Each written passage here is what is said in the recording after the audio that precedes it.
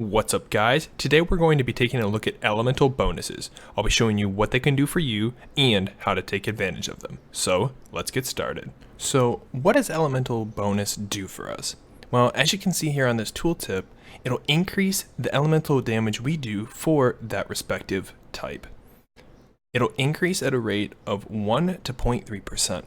So that means every 1 point of elemental bonus you put in, your damage for that element will go up by 0.3%, meaning at 10 bonus elemental damage, you go up to 3%, and at 100 bonus elemental damage, you'll go up to 30%.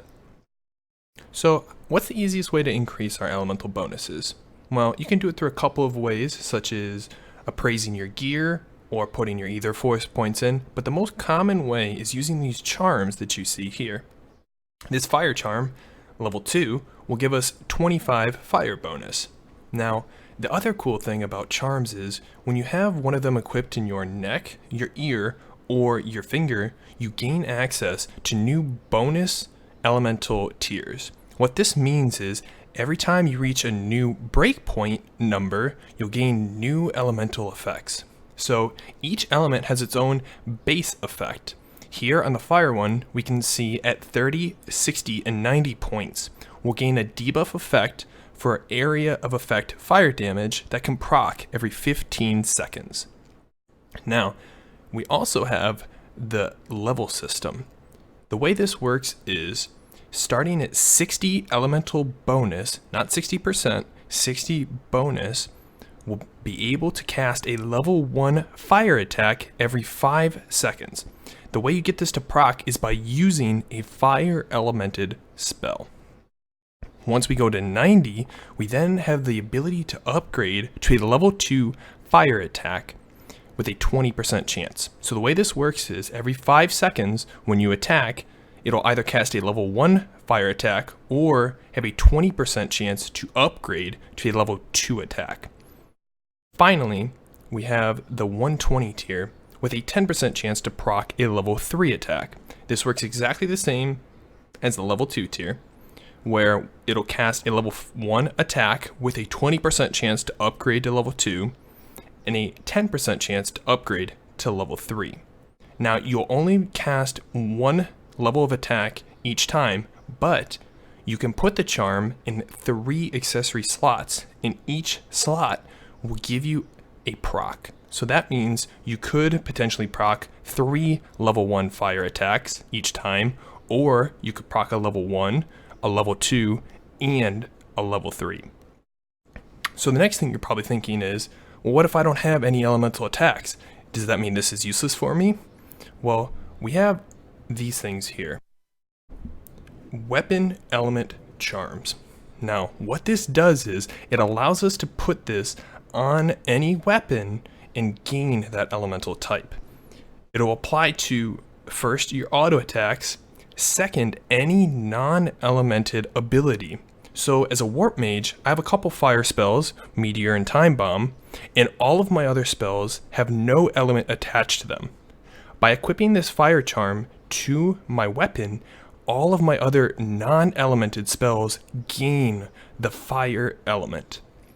What this allows us to do is then increase all of our damage based on the elemental bonus.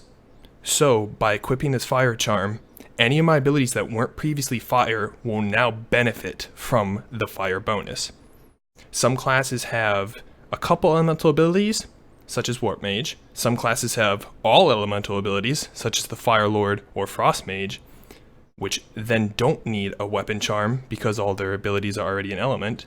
And some classes have no elements at all.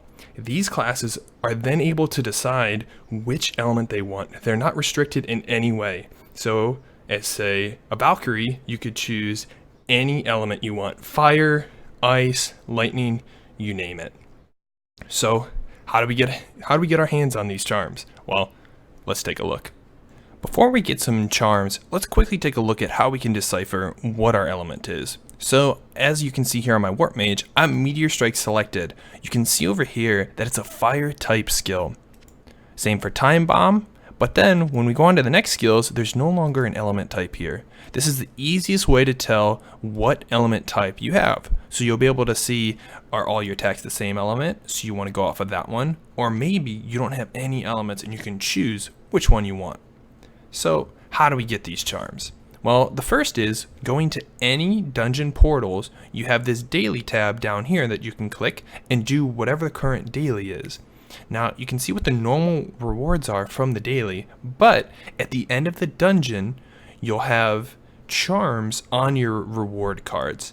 These are generally level 1 and level 2 charms, sometimes a chance at level 3. So how do we get some better charms?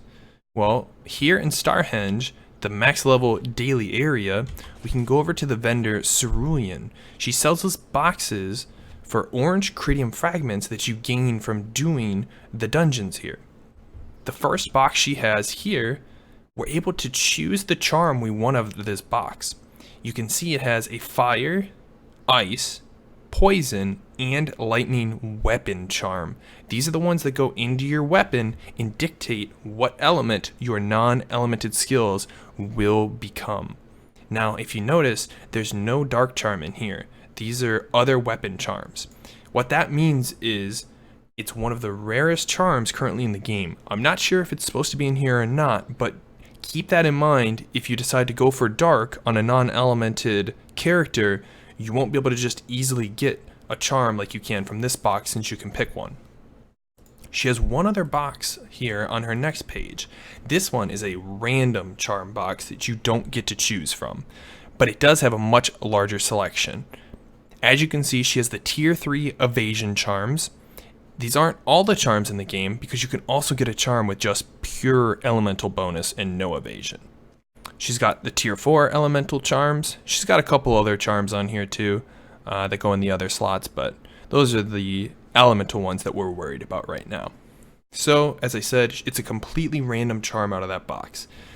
Now you're just sitting here with all these charms you don't need. What are you going to do? You're going to vendor them? What?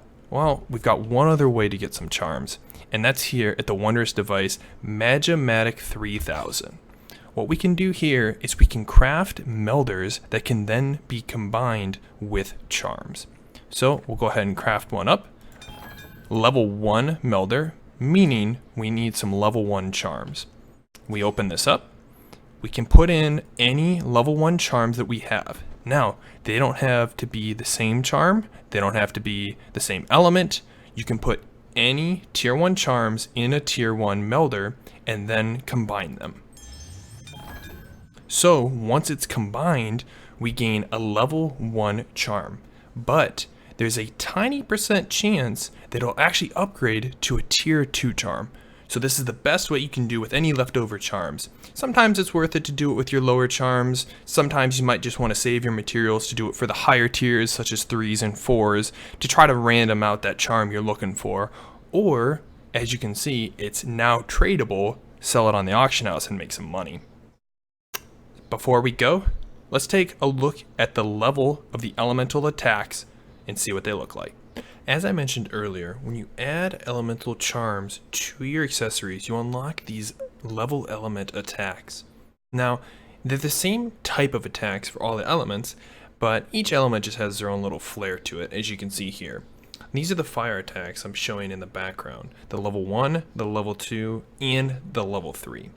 First, we start with the level 1, which is just a small little explosion on the target, followed by the level 2, which is a line attack in front of me, whichever way I'm facing, and finally the level 3, a large AoE explosion around the target. Now, as I said, it's all pretty much the same for each element, regardless of the type. Ice does the same thing, shoots a little like laser beam in front of it for the level 2, and kind of summons this like mini blizzard for the level 3.